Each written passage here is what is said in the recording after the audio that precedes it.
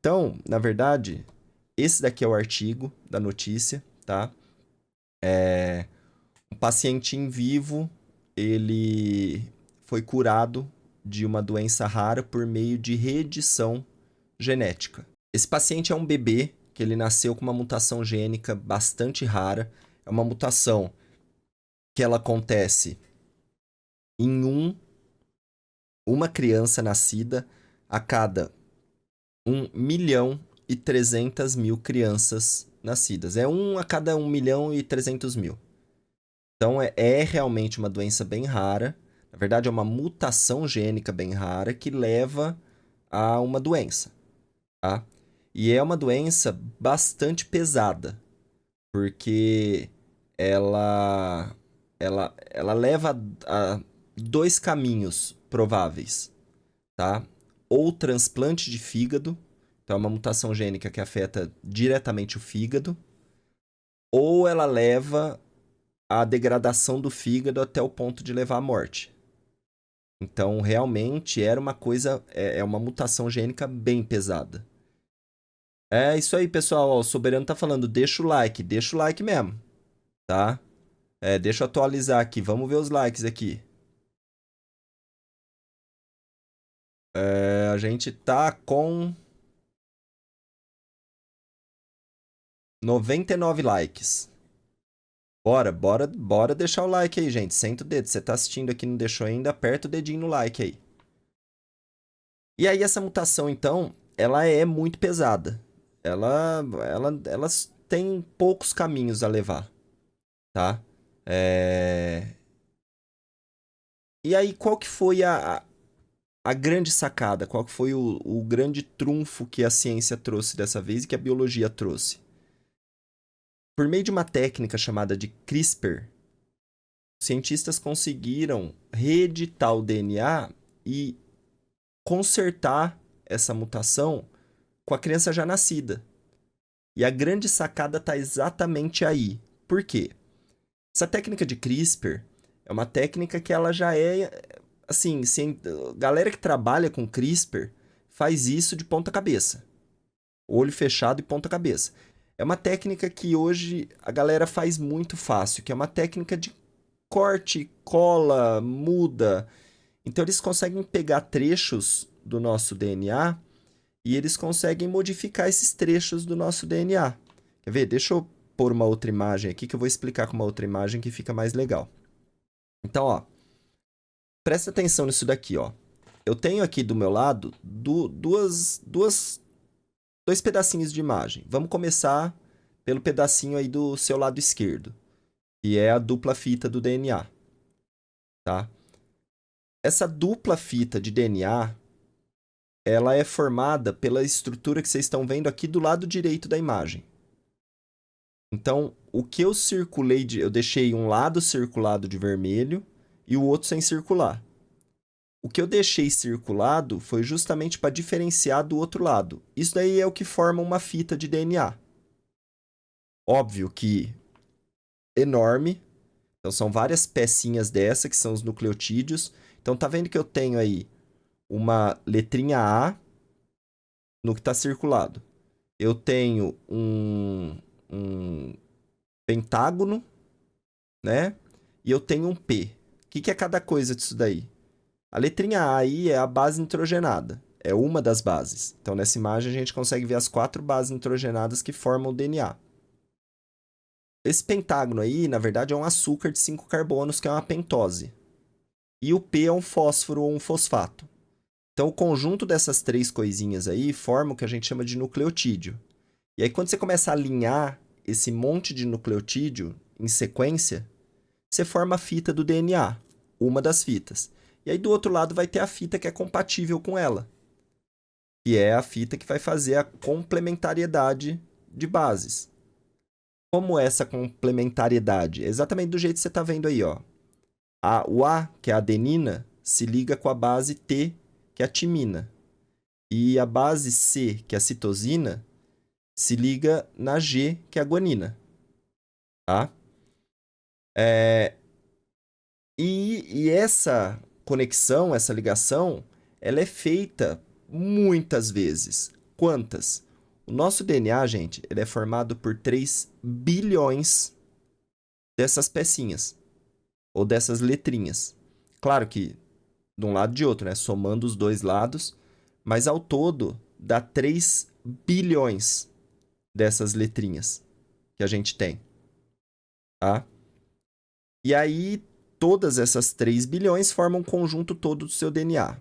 O que diferencia um gene do outro?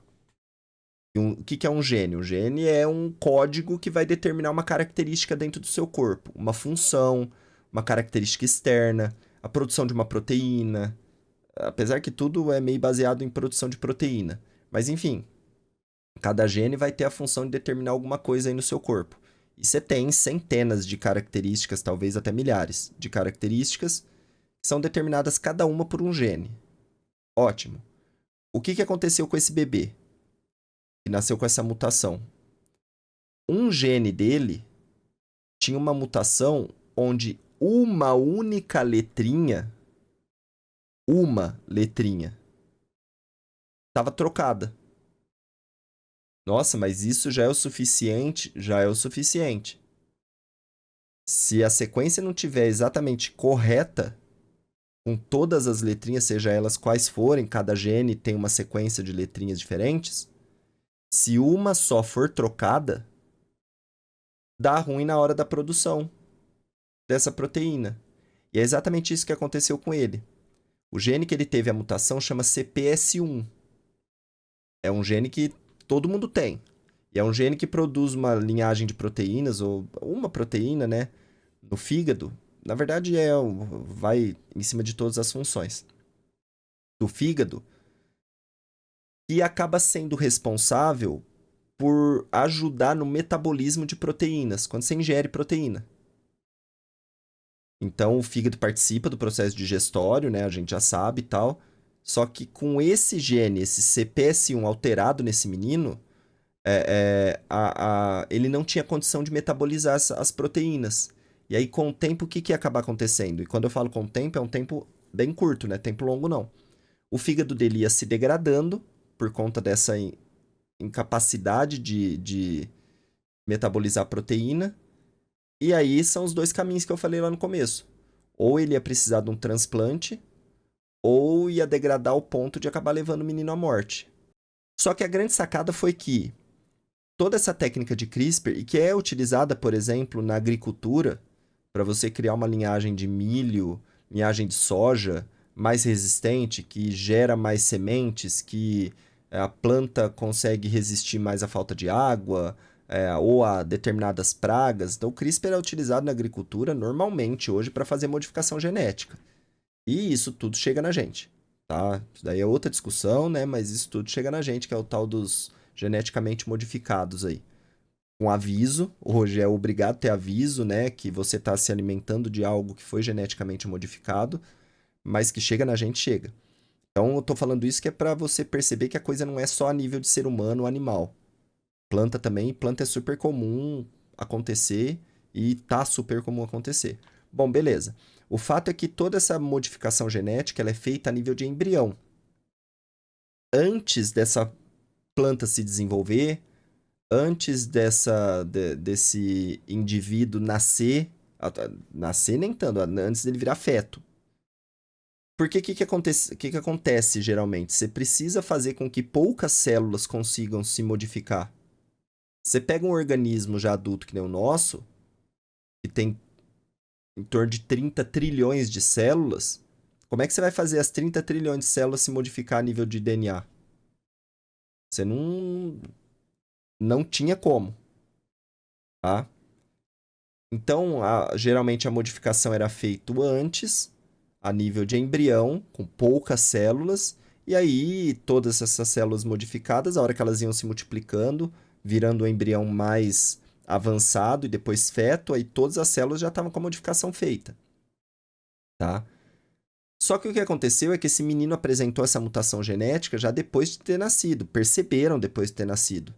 Não dá pra você ficar fazendo uma triagem genética gigantesca numa criança enquanto está sendo gerada. Nem tem por que também fazer isso. Tem como fazer, tá? Tem até serviços oferecidos para isso, mas no fim das contas já está sendo gerado. O que vai acontecer? Para algumas coisas é legal você saber. Por exemplo, teste do pezinho. O teste do pezinho ele tem exatamente a função de identificar algumas mudanças e hoje já tem a nível genético para realmente conseguir tomar atitudes já logo no nascimento da criança para conseguir minimizar alguns riscos e alguns danos na criança. Então, o teste do pezinho é um exemplo que é feito, tá? Mas a nível de modificar DNA não era possível. E aí, essa criança nasceu, eles identificaram essa mutação nela, e aí o que foi feito? Os pesquisadores criaram uma espécie de um medicamento, que na verdade é uma terapia gênica, né? E aí a gente fala que é uma espécie de um medicamento, que ele conseguiu ser direcionado exatamente para as células do fígado da criança e começou a modificar o DNA das células do fígado da criança, sem mexer com as células do restante do corpo. Existe uma facilidade em isso acontecer com o fígado, tá? É, por um motivo simples, que é o fígado, ele é a porta de entrada para a maioria, tá? Não é tudo, mas para a maioria dos medicamentos, ele é a porta de entrada para a maioria dos medicamentos no seu corpo hoje. Então, muitos medicamentos que você toma, primeiro eles são absorvidos, aí passa pelo fígado, no fígado sofre algumas modificações e aí que eles são direcionados para onde tem que ser direcionado. Isso é até um sistema meio que de segurança para ter certeza que o medicamento vai conseguir fazer efeito. Por quê? Às vezes esse medicamento tem que passar pelo estômago, então vamos pensar que, é óbvio, que não seja medicamento que age direto no estômago, né? Mas às vezes esse medicamento tem que passar pelo estômago sem ser degradado a nível de estômago e a nível de intestino. Então ele possui algumas proteções a nível molecular que evitam que ele seja degradado ali. Só que a hora que ele é absorvido e cai na corrente sanguínea e passa pelo fígado, alguns processos do fígado modificam a molécula e tornam esse medicamento ativo. E aí o fígado despeja de novo na corrente sanguínea, ou é para agir no próprio fígado, ou despeja na corrente sanguínea, e aí que esse medicamento vai agir onde tem que agir. Então, meio que o corpo já é um sisteminha fixo do corpo. Cai, absorve, passa pelo fígado e tudo mais. Os cientistas entendem esse funcionamento muito bem. Então, o que eles fizeram? Bom, se ali tem que passar e ali vai sofrer modificação, vamos colocar um negócio direcional ali. Como se fosse um míssil teleguiado. É pro fígado o negócio. E aí, usando essa técnica de CRISPR, né, dentro dessa substância usada na terapia, assim que isso é absorvido pelo fígado, o medicamento, né, por assim dizer, vamos chamar de medicamento, ele vai lá no DNA da célula que absorveu ele e ele consegue modificar o DNA da célula que absorveu ele. Só que agora vem a maior sacada de todas, que é o número que eu falei. O DNA nosso ele é composto por 3 bilhões de bases nitrogenadas. Vou voltar para a imagem. As letrinhas que tá aqui, ó, são 3 bilhões dessas letrinhas. No caso dessa criança, tinha uma delas só que estava alterada em um dos genes. A técnica conseguiu fazer com que o CRISPR agisse única e exclusivamente nessa letrinha. De 3 bilhões que tinha errado lá, desculpa, de 3 bilhões que tinha formando o DNA, eles conseguiram direcionar o CRISPR por meio dessa substância para ir lá e substituir, e não é simplesmente cortar e jogar fora. Ah, tá errado, arranca isso daí então e joga fora. Não, é uma substituição. É ir lá, tirar do DNA daquela célula a letrinha que tá errada e colocar a letrinha certa no lugar. Então, olha o nível de precisão que essa técnica atingiu e que esses pesquisadores que fizeram ela e que passaram a usar ela conseguiram chegar. E aí a ideia central é, os pesquisadores que estão acompanhando o menino falaram que eles puderam diminuir a quantidade de aplicações, porque cada vez que o menino tem que tomar a dose necessária, ele passa 2 horas tomando. E eu não sei quanto eram as doses iniciais, quantas vezes eram, ou quantas doses eram, mas o que os pesquisadores falaram é que ele já conseguiu diminuir a quantidade de doses sem mudar o efeito da terapia. Ou seja, essa modificação está começando a tomar todos as células do fígado, tá? Tá começando a tomar todas as células. E o que acredita-se, os cientistas não tem como falar até agora se ele vai precisar disso para a vida inteira, se ele vai precisar continuar tomando isso a vida inteira para manutenção, ou se vai chegar um ponto que, pela própria multiplicação celular de células que já estão consertadas, elas vão começar a gerar células sãs, células sem o defeito genético. E aí vai chegar um momento que todo o fígado vai estar tomado pelas células certas, pelas células sem o erro.